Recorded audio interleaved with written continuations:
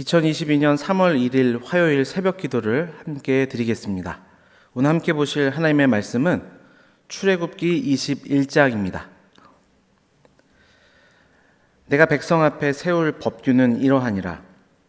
내가 히브리 종을 사면 그는 6해 동안 섬길 것이요 7째 해에는 몸값을 물지 않고 나가 자유인이 될 것이며, 만일 그가 단신으로 왔으면 단신으로 나갈 것이요 장가 들었으면 그의 아내도 그와 함께 나가려니와, 만일 상전이 그에게 아내를 주어 그의 아내가 아들이나 딸을 낳았으면 그의 아내와 그의 자식들은 상전에게 속할 것이요 그는 단신으로 나갈 것이로되, 만일 종이 분명히 말하기를 내가 상전과 내 처자를 사랑하니 나가서 자유인이 되지 않겠노라 하면 상전이 그를 데리고 재판장에게로 갈 것이요 또 그를 문이나 문설주 앞으로 데리고 가서 그것에다가 송곳으로 그의 귀를 뚫을 것이라. 그는 종신토로 그 상전을 섬기리라.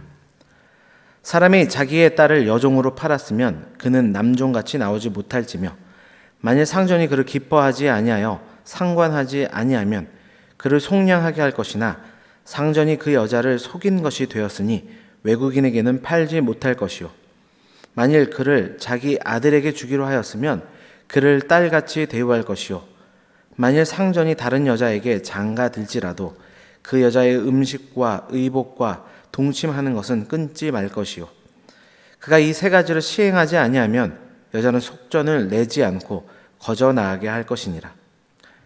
사람을 쳐 죽인 자는 반드시 죽일 것이나, 만일 사람이 고의적으로 한 것이 아니라 하나님 사람을 그의 손에 넘긴 것이면 내가 그를 위하여 한 곳을 정하리니 그 사람이 그리로 도망할 것이며, 사람이 그 이웃을 고의로 죽였으면 너는 그를 내 제단에서라도 잡아내려 죽일지니라.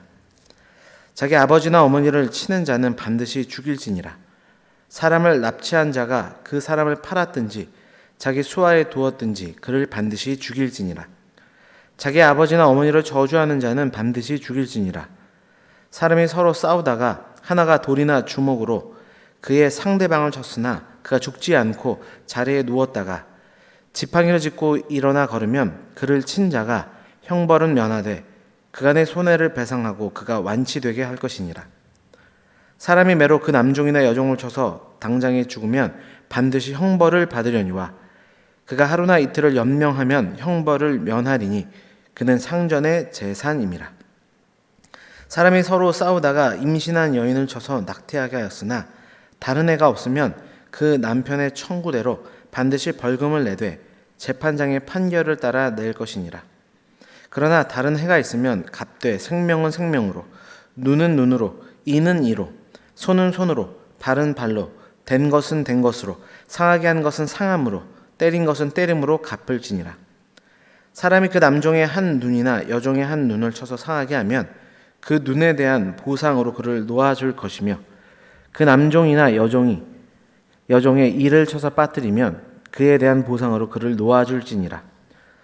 소가 남자나 여자를 받아서 죽이면 그 소는 반드시 돌로 쳐서 죽일 것이요 그 고기는 먹지 말 것이며, 임자는 형벌을 면하려니와, 소가 본래 받은 버릇이 있고 그 임자는 그로 말미암아 경고를 받았을 때 단속하지 아니하여 남녀를 막론하고 받아 죽이면 그 소는 돌로 쳐 죽일 것이고 임자도 죽일 것이며, 만일 그에게 속죄금을 부과하면 무릇 그 명령한 것을 생명의 대가로 낼 것이요 아들을 받든지 딸을 받든지 이 법규대로 그 임자에게 행할 것이며, 소가 만일 남종이나 여종을 받으면 소 임자가 은 30세겔을 그의 상전에게 줄 것이요 소는 돌로 쳐서 죽일지니라.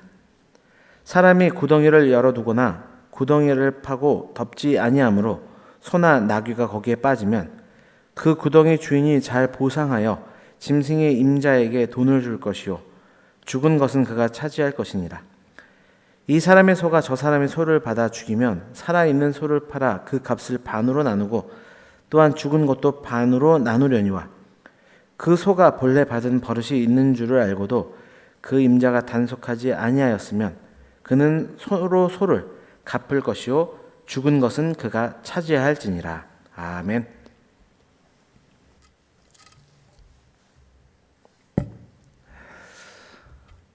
출애굽기 21장의 말씀을 통해서 하나님의 법이 주는 교훈이라는 제목으로 하나님의 말씀을 증거하겠습니다. 앞서 20장에는 선민 이스라엘의 행동 규범에 있어서 그 뼈대를 이루는 10계명을 기록하고 있습니다. 이어서 오늘의 본문은 이제 이스라엘 백성들이 살아가는 공동체 속에서 지켜야 할 행동의 원칙, 그걸 시민법이라고 하는데요. 그에 대한 이야기를 이제 시작합니다. 오늘 본문에서는 크게 세 가지를 다루고 있습니다. 1절부터 11절까지는 종에 관한 규례, 12절부터 17절까지는 사형에 관한 규례, 18절에서부터 32절까지는 상해에 관한 규례를 다루고 있습니다. 각 단락을 나누어 살펴보고 그 가운데 나타난 하나님의 법이 우리에게 주는 몇 가지 교훈을 살펴보고 함께 기도하기를 원합니다. 첫째, 성도는 소외된 자에게 관심과 사랑을 베풀어야 합니다. 앞서 말씀드린 대로 하나님께서 이스라엘 백성들이 공동체 생활 속에서 지켜야 할 여러 가지 구체적인 율례들을 말씀하십니다. 그러면서 무엇보다 가장 먼저 종에 관한 규례를 제정하세요. 이것은 하나님께서 무엇보다도 그들에 대한 깊은 관심이 있었음을 우리에게 시사해 줍니다. 그 당시 종들은 이스라엘 백성 중에서도 가장 불쌍하고 소외된 자들이었습니다. 다른 이들은 모두 자유인으로 살아갔지만 그들에게는 자유가 없었어요. 주인으로부터 부당한 대우를 받아도 하소연할 것이 없었고 경제적으로도 매우 어려운 처지에 놓인 사람들이 바로 종들이었습니다. 그렇기 때문에 자비로우신 하나님께서는 누구보다도 먼저 그들이 이스라엘 공동체 가운데 부당한 대우를 받지 않고 경제적으로 생존의 위협을 받지 않도록 율례를 세우신 것입니다. 이것은 예수님의 모습에서도 우리가 발견할 수 있는 부분입니다. 예수님께서도 공생의 기간 가운데 가난하고 소외된 자들을 찾아가셨습니다. 심지어 사회에서 비난받는 세리와 창기들의 친구가 되는 것도 마다하지 않으셨습니다. 이렇듯 신구약에 동일하게 나타나는 하나님의 관심은 우리로 하여금 공동체를 이루며 나아갈 때 무엇보다 가장 우선적으로 관심 두어야 할 것이 무엇인지를 가르쳐 주고 있습니다. 그것은 공동체로부터 소외되고 어려움을 당한 자들, 생존의 위협마저 느끼고 있는 자들에 대한 관심을 가지고 돌보라는 것입니다. 우리 교회 공동체 가운데도 그러한 분들이 계시고 더 나아가서 지금도 우리가 살고 있는 이 세상에는 힘없고 가난하여 남들에게 억울한 일을 당하는 사람들이나 또 소외되고 외로운 삶을 살아가는 자들이 있습니다. 그렇게 우리의 도움이 절실히 필요한 사람들이 우리 주변에도 참으로 많이 있습니다. 하나님께서는 우리가 그들을 향해 관심을 가지고 사랑을 베풀기를 원하십니다. 그리고 그것이 우리가 이 땅의 교회로 살아가는 이유이기도 합니다.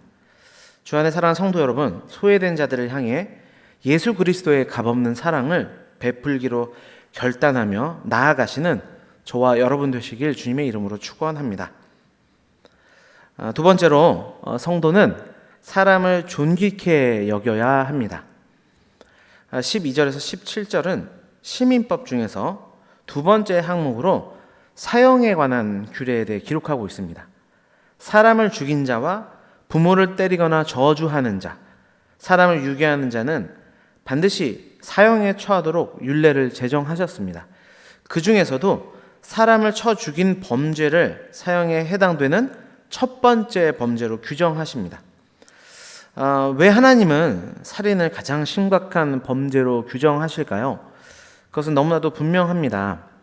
사람을 죽이는 것이 단순히 한 사람의 육체를 빼앗아가 버리는 것이 아니라 그 사람 안에 있는 하나님의 형상을 파괴하는, 즉 하나님을 대적하는 죄악이기 때문에 이렇게 하나님께서는 강하게 율례를 통하여 다루시는 것입니다.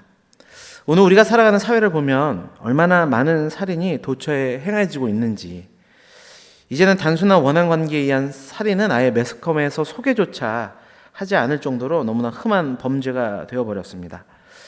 어떻게 세상이 이렇게 되어버렸을까? 그것은 이 세상의 사람이란 존재가 하나님의 형상으로 창조된 존귀한 존재라는 사실을 깨닫지 못하기 때문입니다. 사람을 대할 때 그 속에 거하시는 하나님의 형상을 발견할 수 있는 영적인 눈이 가리워져 있기 때문입니다. 성도는 이러한 세상 속에서 사람이 얼마나 존귀한 존재인지를 드러내야 할 사명이 있습니다. 우리 교회 공동체에 그 어떤 사람이 찾아오더라도 사랑과 선행으로 그들을 격려하고 세워야 할 줄 믿습니다. 그렇게 하나님의 형상으로 지어진 사람들을 존귀케 여기는 저와 여러분의 삶이 되기를 간절히 축원합니다. 마지막으로 성도는 개인적으로 악을 갚으면 안 된다는 것을 성경은 우리에게 가르쳐주고 있습니다. 18절에 32절은 육체적인 상해를 입힌 자에 대한 보상 규정을 다루고 있습니다. 그리고 그 중심에는 눈에는 눈, 이에는 이라는 동해보복법이 자리 잡고 있습니다. 이것은 언뜻 보면 당한 만큼 개인적으로 똑같이 보복해 주라는 메시지가 담긴 것처럼 보이지만 사실은 전혀 그렇지 않습니다. 앞서 말씀드린 대로 계속 시민법에 대한 이야기를 하고 있습니다. 그래서 21장의 시작이 이렇습니다. 내가 백성 앞에 세울 법규는 이러하다 말씀하고 있는데요. 여기서 법규라는 것은 재판법을 의미하는 것입니다. 무슨 말이냐면 이 법 조항은 개인적으로 법을 집행하라고 준 것이 아니라 공적인 법의 집행자의 손에 주어진 법이라는 뜻입니다. 그리고 이 법 집행은 특별히 우리가 잘 알고 있는 10번째 계명과 관련이 있습니다. 하나님은 내 이웃의 것을 탐하지 말라 말씀하셨어요. 그러나 그 법이 잘 지켜지지 않았죠. 그로 인해 각 사람들의 피해가 계속적으로 발생했습니다. 그런데 이러한 상황을 그대로 내버려게 되면 여러분 사회가 어떻게 되겠습니까? 단적인 예를 우리가 성경에서 찾아볼 수 있는데요. 창세기 34장에 보면 야곱의 딸 디나가 세겜에서 겁탈을 당한 일이 발생합니다. 그러자 야곱의 아들들이 어떠한 행동을 취하죠? 이에 분노한 시몬과 레위가 성의 모든 남자들을 살육하는 일이 기록되어 있습니다. 여러분 이것이 타락한 인생들의 모습입니다. 강자로부터 약자를 보호할 수도 없고요. 때로는 상해를 가한 자에게 너무 가혹한 보복이 행해지기도 하고 또한 벌을 준다고 해도 그보다 더 적은 벌을 주면 또 다시 보복을 행할 일이 발생하기 때문에 그것을 막고자 하는 목적으로 아직 법 체계자가 갖추어져 있지 않았던 그때에 팽배했던 동해보복법을 하나님께서는 허용하신 것입니다. 공적인 법의 집행자의 손을 통해서 죄가 다시 되물림되지 않도록 하나님께서 그들이 가지고 있던 인간의 법을 허용하신 것이죠. 여러분 우리가 때로는 억울한 일을 당할 때가 있습니다. 그때 개인적으로 어떻게 해서든 것을 보복해 주고자 하는 마음이 생길 때가 참으로 많이 있습니다. 그러나 그럴 때 우리는 마음을 다 잡고 공정한 재판장이 되시는 하나님께 맡기고 그 하나님을 더욱 붙들며 의지하는 저와 여러분의 삶이 되시기를 주님의 이름으로 축원합니다. 기도하겠습니다. 하나님 아버지 감사합니다. 출애굽기 21장을 통하여서 하나님께서 이스라엘 백성 공동체 가운데 허락하신 시민법에 대해서 함께 살펴볼 수 있도록 은혜 주셔서 감사합니다.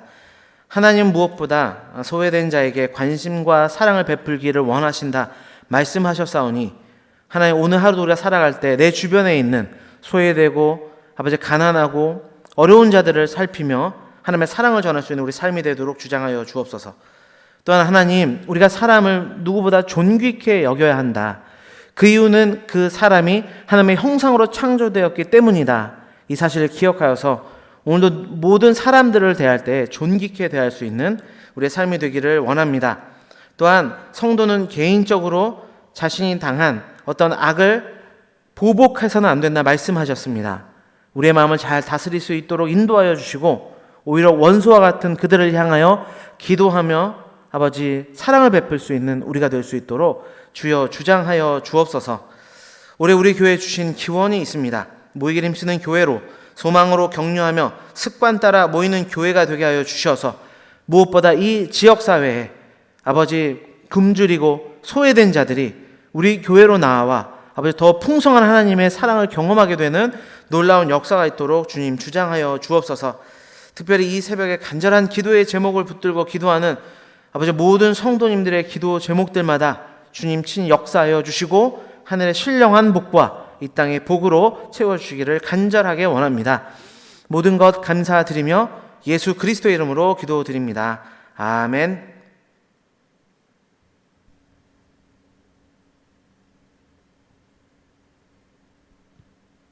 네, 됐습니다. 감사합니다.